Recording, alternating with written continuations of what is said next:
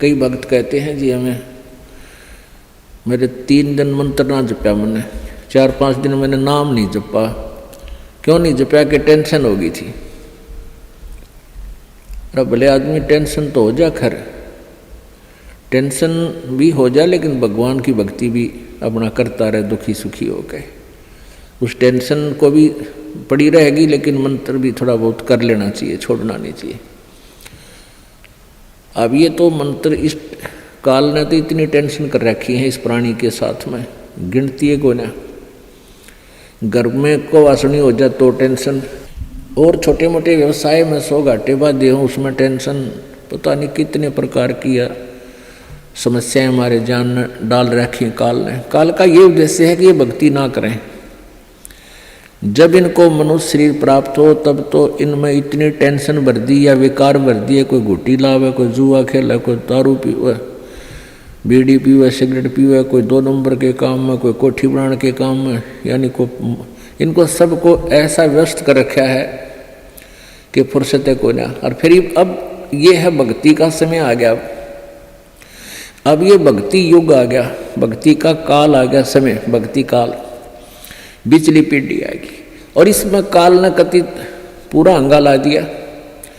ऐसे ये टेक्निकल जो ना ऐसे बना दिए इलेक्ट्रॉनिक इंस्ट्रूमेंट, जैसे mobile phone, TV, satellite, internet, कि ये जी जब भी आँख खुले रात ने या तो मोबाइल में बकवास देख ले, या सामने टीवी रिमोट से ऑन, उठ के भी ना जाना, रजाई में पड़ा पड़ा ऑन कर ले, उसमें नाचने गाने बकवास सुन ले। यानी भक्ति से कोसों दूर रहे ये प्राणी।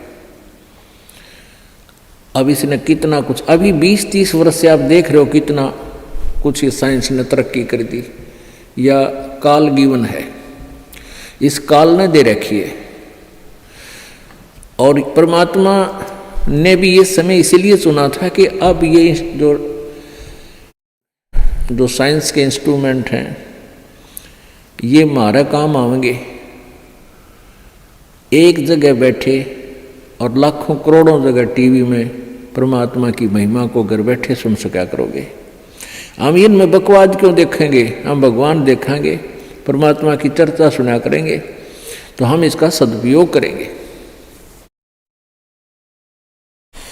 तो पुण्यात्माओं, ये परमेश्वर कहते हैं जिन हर जैसा सुमरिया अर्ता को तैसा लाभ, ओसा प्यास न भाग ही जब लग दसैनी आब। जिन्होंने जैसी भी भगवान की भक्ति की है उनको उतना ही लाभ अवश्य मिलेगा।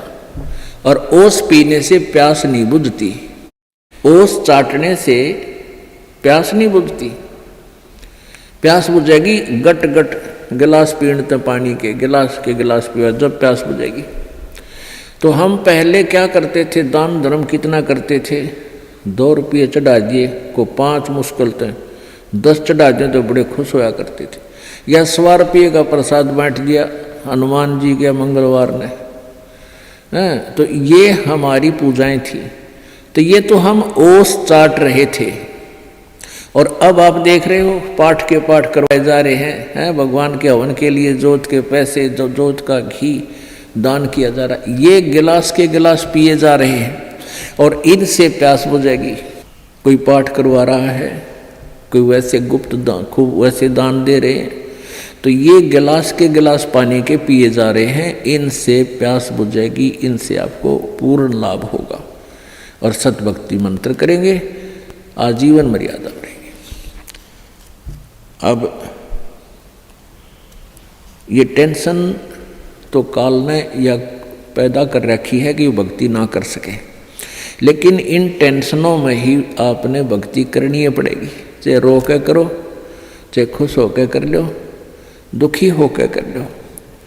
मान लीजिए कोई घर का सदस्य उपदेशी नहीं था, उसकी मृत्यु होगी, दुख तो बहुत आता है, क्योंकि हमारा एक हमारे अंदर एक ऐसी व्यवस्था बन गई, हम रह नहीं सकते, रोना भी पड़ेगा, भाई खूब बुरा हाल विलाप भी करेंगे। लेकिन फिर भगवान भी फिर याद रखे, परमात्मा ये क्या ले गए इतने दिन, उन बातों ने ध्यान रखे कि ये क्या लेके गया।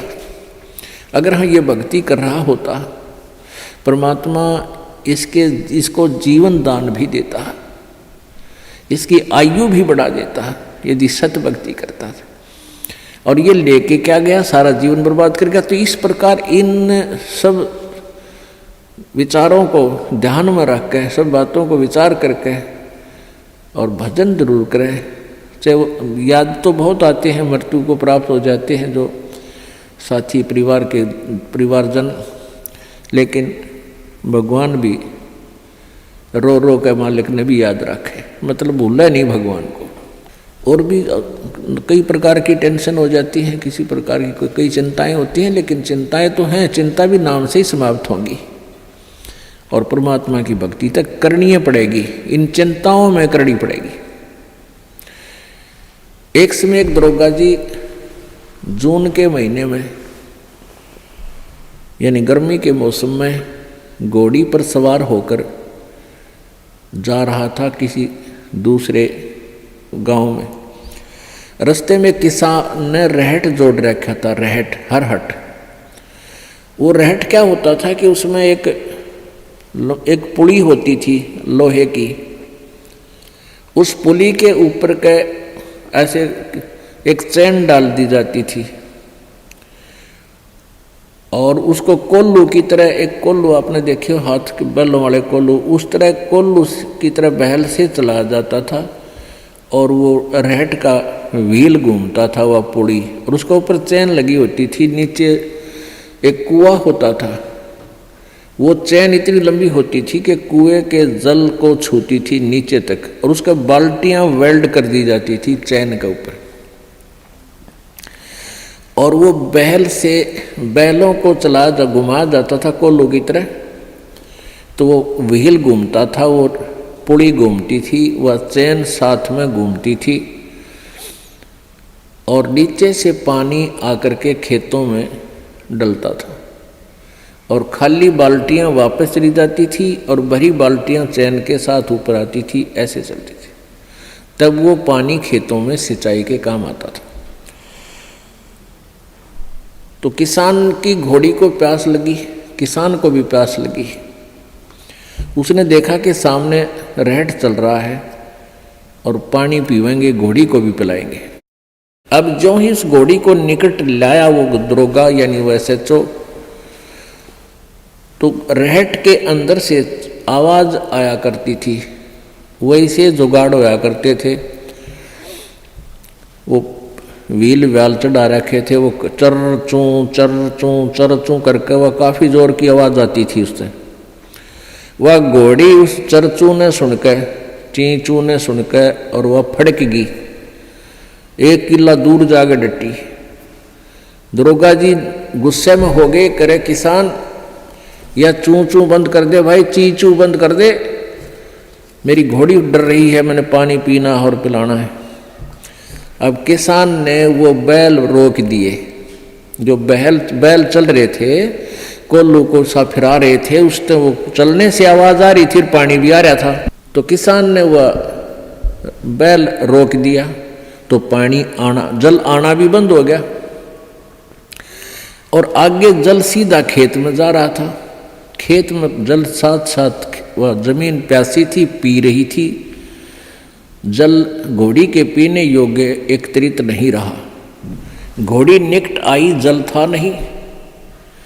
दरोगा जी ने कहा कि एक किसान जल निकाल। उसने फिर बैल का डंडा मार दिया, बैल चला तो चूं ची चूं, फिर वही घोड़ी फिर भागी। वो किसान को उसने कहा, दरोगा ने गया चूं चूं बंद करवा, ची चूं बंद कर। उसने फिर बैल रोक दिया, वो फिर घोड़ी लिया, पानी पाया नहीं। तब वो किसान बोला, दरोगा जी इस चींचू में पी गए तो पी गए ना, दोनों मरोगे तुम।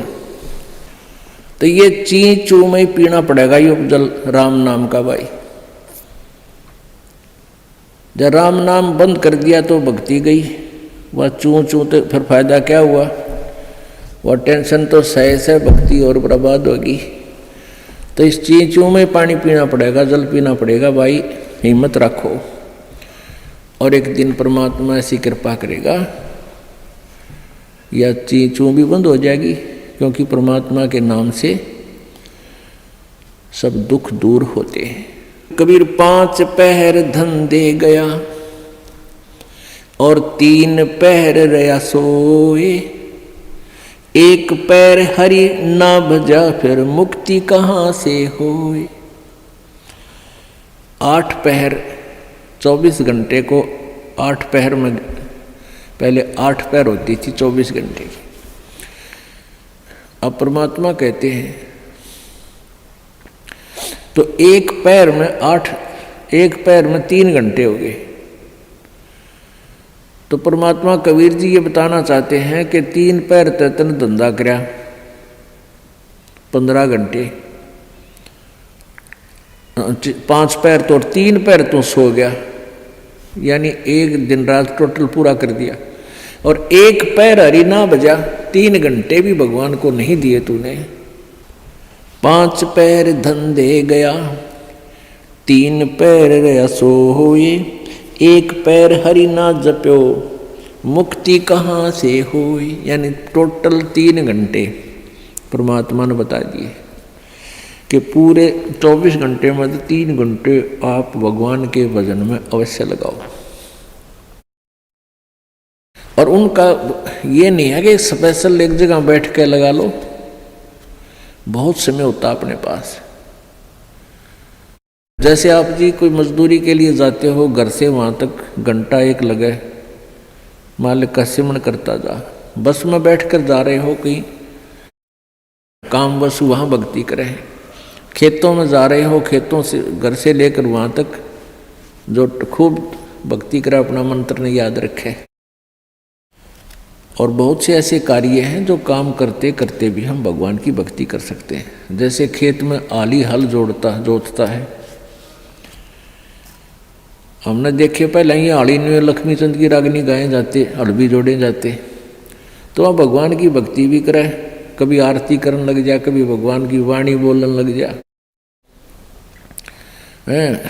कोई फिल्मी गाने गावा है, कोई और बकवास सोच रहा है। तो इस प्रकार हमने अपना सुमरण में 3 घंटे का समय निकालना चाहिए। जैसे सुबह का नित्यनेम पौना घंटा लगता है, 15 मिनट की असुर निकंदन रामायणी 1 घंटा तो हो गया, आध 35